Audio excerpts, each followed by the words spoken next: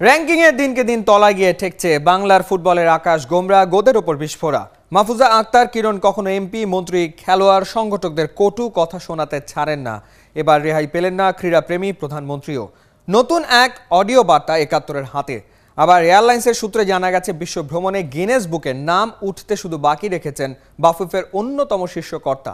তার ন্যাক্কারজনক সব কাণ্ডের একাধিক প্রমাণ পেয়েছে খেলাযোগ। এই নিয়ে সিনিয়র রিপোর্টার উপল নদীর ৫ পর্বের ধারাবাহিক শুরু হচ্ছে শুক্রবার। চোখ রাখুন ৭১-এ।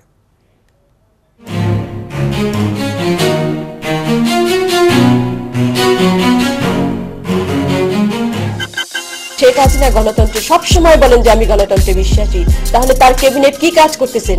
ওরা আমাকে খুব ভালো করে চিনে, আমি ওদের কিরণ ম্যাডাম। আমি তাকে স্পোর্টস আনছি, কিন্তু এটা আমার দুর্ভাগ্য।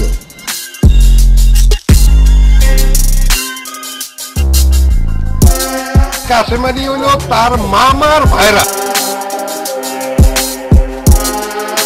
কি করে আপনার আওয়ামী দালালরা এখানে ক্যাপচার করে রাখে?